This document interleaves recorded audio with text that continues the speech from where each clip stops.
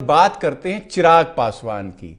बड़े किरदार बनकर के उभरे वो इस चुनाव में। उन्होंने सीधे सीधे एनडीए से बगावत की, खास तौर पर नीतीश कुमार पर निशाना साधा। बीजेपी के किसी नेता पर या बीजेपी पर कभी कोई भी किसी भी तरीके का आरोप नहीं लगाया, मगर एनडीए से अलग होकर चुनाव लड़ा। यहां तक कि बीजेपी ने भी उन्हें वोट कटवा कह दिया। लेकिन वो वोट कटवा बने या नहीं बने ये आपको बताते हैं, और चिराग पासवान ने क्या खेल कर दिया है ये भी आपको बताते हैं। चुनाव आयोग के मुताबिक बीजेपी 73 और आरजेडी 64 सीटों पर आगे थी, जबकि जेडीयू को 49 सीटों पर बढ़त हासिल थी। ये उस वक्त की बात है जब एलजेपी की दावेदारी सिर्फ एक सीट पर दिख रही थी। लेकिन बहुत अहम बात यह है कि एलजेपी के खाते में उस वक्त तक 5.8% वोट आ चुके थे। जी हां, उसका वोटिंग परसेंटेज 5.8 पहुंच गया था। वहीं बीजेपी के खाते में उस वक्त तक 19.8%, जबकि जेडीयू के खाते में करीब 15.5% वोट आ चुके थे। यानी कि करीब 6% एलजेपी को, करीब 20% बीजेपी को और करीब 15.5% जेडीयू को वोट उस वक्त तक मिल चुके थे। यह हम अभी से 2 घंटे पहले की बात कर रहे हैं।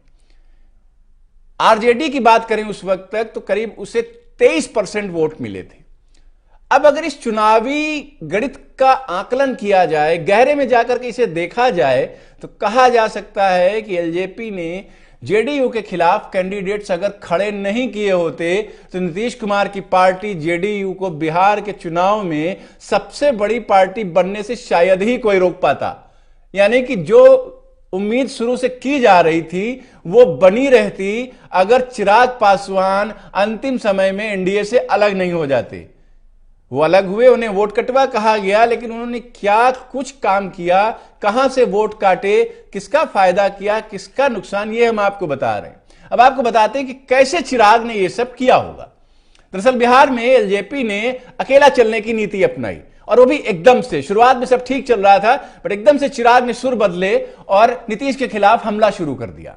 उनके मुख्यमंत्रित्व काल में किए गए कामों पर सवाल उठाने शुरू कर दिए, विकास पर सवाल उठाए, सुशासन पर सवाल उठाए, और ऐसा करके वो एनडीए से अलग हो गए और ज्यादातर सीटों पर खुद चुनाव लड़ने की बात कही। चुनाव लड़ा भी, अपने कैंडिडेट्स खड़े किए, और इससे यह माना जा रहा है कि बीजेपी को दोहरा फायदा हुआ।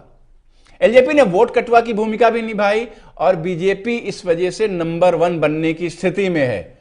और वहीं नीतीश कुमार की जेडीयू तीसरे नंबर पर चली गई। ये भी जाती दिख रही है, फिलहाल रुझानों के हिसाब से तीसरे नंबर पर है। जेडीयू को करीब 30 सीटों का नुकसान होता दिख रहा है, और यह एक बहुत बड़ा आंकड़ा है। जब आप पिछली बार करीब 73 सीटों के आंकड़े पर रहे हों और उसमें से 30 कम हो जाएं, तो करीब करीब आप 40% के आंकड़े पर आ जाते हैं। आपका परफॉर्मेंस 40% खराब हो जाता है।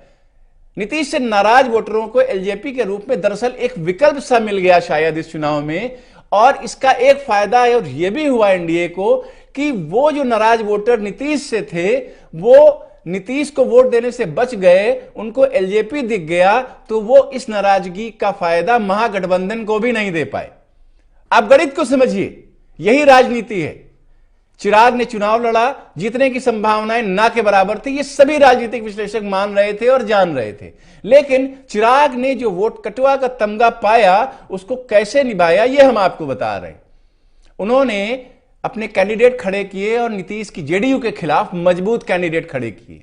इससे हुआ ये कि नीतीश के कैंडिडेट्स के वोट्स में सेंध लगी, लेकिन वो सेंध एनडीए के बाहर नहीं जा पाई, क्योंकि जहां पर वो दरार थी वहां चिराग पासवान की एलजेपी खड़ी हो गई और वो वोट अंदर ही पड़ा रहा। तो नीतीश को नहीं मिला, लेकिन शायद वो मोदी को मिल गया, यानी कि बीजेपी को मिल गया, और इस तरीके से महागठबंधन का रुख वो वोटर नहीं कर पाए जो नीतीश से नाराज थे, क्योंकि उनको चिराग की एलजेपी के रूप में एक ऑप्शन मिल गया। तो उस ऑप्शन को उन्होंने चुन लिया। तो वो कैंडिडेट तो नहीं जीता, लेकिन महागठबंधन भी नहीं जीता, लेकिन जेडीयू का नुकसान हो गया। एक्सपर्ट्स जेडीयू की सीटें कम करने में बीजेपी की बड़ी भूमिका मान रहे हैं। हम दिन भर कई सारे एक्सपर्ट से बात कर चुके हैं, उन सब का यह कहना है कि बीजेपी भले ही जेडीयू के नेतृत्व में 2005 से सरकार बनाती रही हो, लेकिन नीतीश का बड़ा कद और लगातार बड़ा होता कद शायद बीजेपी में ऊंचे स्तर पर बैठे नेताओं को बहुत रास नहीं आ रहा था। वक्त की चाहत होती है, वक्त में बहुत सारी चीजें सामने आती हैं, उसके हिसाब से समझौता करना पड़ता है। और बीजेपी इसमें बहुत परिपक्व पार्टी है। उसने महाराष्ट्र में शिवसेना से भी समझौता किया था और उसने यहां पर जेडीयू से भी समझौता किया, लेकिन जैसे ही बीजेपी मजबूत होती गई वो अपनी ताकत बढ़ा देती है। यहां भी शायद वही देखने को मिलेगा। हम आपको सुबह से बता रहे हैं कि शायद बिहार महाराष्ट्र की तरफ बढ़ता दिख रहा है। उतना विवाद होगा या नहीं ये हम नहीं कह सकते, लेकिन सीएम पर रार फंस रही है, यह भी हम आपको आगे बताएंगे। अभी चिराग पर ही बात करते हैं। कई एक्सपर्ट्स का यह भी कहना है कि बीजेपी ने अपनी इसी इच्छा की पूर्ति के लिए इस बार चिराग पासवान को पिछले दरवाजे से आगे कर दिया।